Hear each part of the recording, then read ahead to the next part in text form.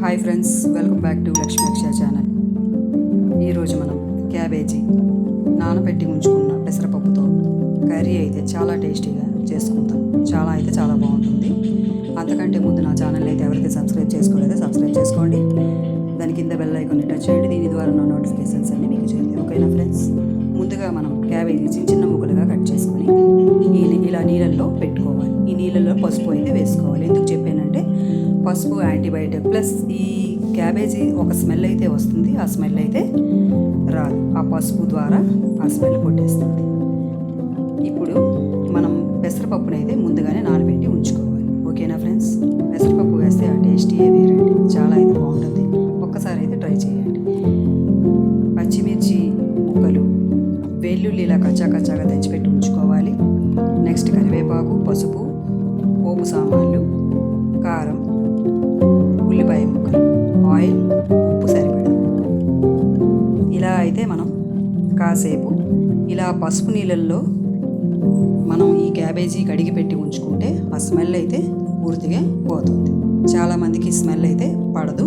అలా అని చెప్పి మనం పసుపు నీళ్ళల్లో ఈ క్యాబేజీని కడిగి పెట్టి ఉంచుకోవాలి. ముందుగా మనం స్టవ్ అయితే వెలిగించుకొని కుక్కర్ని అయితే పెట్టుకోవాలి. కుక్కర్ని పెట్టుకొని ఆయిల్ అయితే పోసుకోవాలి. ఆయిల్ బాగా వేడైన తర్వాత కుక్కర్లో అయితేనే ఈ కర్రీ బాగా ఉడికిపోయి చాలా ముద్దగా అయి చాలా బాగుంటుందండి. ఇప్పుడు మనం ఆయిల్లో పోపు సామాన్లు అయితే వేసుకోవాలి. జీలకర్ర, మినప్పప్పు, ఆవాలు ఇవి బాగా వేగిన తర్వాత మనం కరివేపాకు చిన్నగా ముక్కలుగా కట్ చేసుకున్నాం కదా, అవి అయితే వేసుకోవాలి. నెక్స్ట్ కరివేపాకు పొడవుగా ఉన్న పచ్చిమిర్చి అయితే పొడవుగా కట్ చేసుకొని ఇలా తాలింపులో వేసుకోవాలి.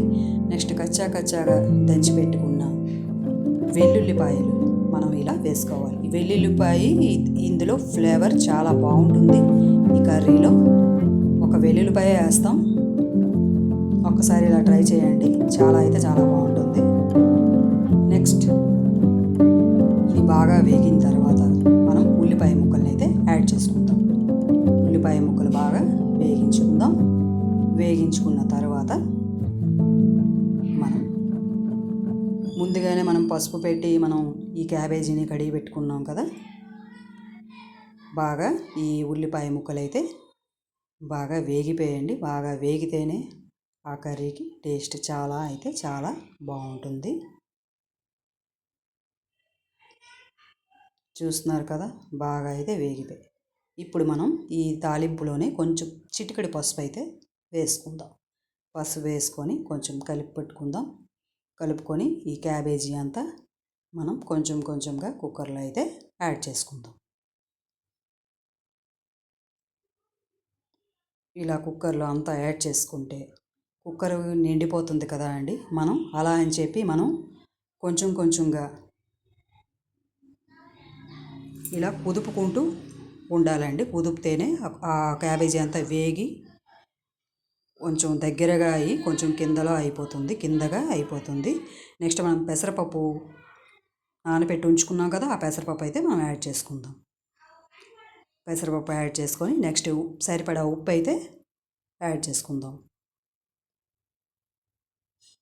ఇప్పుడు మనం కింద నుంచి పైకి, పైనుంచి కిందకి కుదుపుకోవాలి. కుదుపుకుంటేనే ఆ తాలింపులో ఉన్న ఫ్లేవర్ అంతా ఈ క్యాబేజీకి పడుతుంది. ఓకేనా ఫ్రెండ్స్? ఇలా కలిగి పెట్టుకోవాలి. చూస్తున్నారు కదా, ఇలా కలుపుకోవాలి. ఇలా కలుపుకుంటేనే ఆ పెసరపప్పు, ఆ తాలింపు అంతా క్యాబేజీకి పడుతుంది. మనం కొంచెం వేగించుకోవాలండి. ఏ కర్రీ అయినా మనం వేగించుకుంటేనే ఆ టేస్ట్ వేరే లెవెల్ అండి. ఇప్పుడు బాగా వేగిపోయింది. వేగిపోయిన తర్వాత కొంచెం వాటర్ అయితే వేసుకోవాలి. ఈ క్యాబేజీలో ఉన్న వాటర్ మనకి సరిపోతుంది. కానీ మనం 4 విజిల్స్కి అయితే ఈ కుక్కర్లో మనం పెడతాం కాబట్టి మనం కొంచెం వాటర్ అయితే యాడ్ చూసుకోవాలి ఈ వాటర్ వేసుకున్నప్పుడు. ఓకేనా ఫ్రెండ్స్? పూర్తిగా నిండుగా వేయకుండా జస్ట్ ఏదో ఒక చిన్న గ్లాస్తో కొంచెం వాటర్ అయితే ఒక పావంతు వాటర్ యాడ్ చేసుకోవాలి. 4 విజిల్స్కి అయితే మనం కుక్కర్ మూతనైతే పెట్టుకోవాలి. కుక్కర్ మూత పెట్టి చూసారా ఎలా వచ్చిందో? చాలా ముద్దగా అయ్యింది. తినే వాళ్ళకి బాగా జీర్ణం కూడా అవుతుంది. కొంతమందికి ఈ క్యాబేజీ జీర్ణమే అవ్వదండి. అలా అని చెప్పి మనం కుక్కర్లోనే ఈ కర్రీ పెట్టుకొని మనం 4 విజిల్స్కి మనం పెట్టుకుంటే బాగా మెత్తగా అయితే ఉడికిపోతుంది. చిన్నపిల్లలకి పెద్దలకి అందరికీ తినడానికి సదుపాయంగా ఉంటుంది. మీకు ఈ కర్రీ నచ్చిందా ఫ్రెండ్స్? మీకు కానీ ఈ వీడియో నచ్చినట్లయితే లైక్ చేయండి, షేర్ చేయండి, నా ఛానల్ని సబ్స్క్రైబ్ చేసుకోండి. ఇంకొక కొత్త రెసిపీతో నేను మీకు చూపిస్తాను.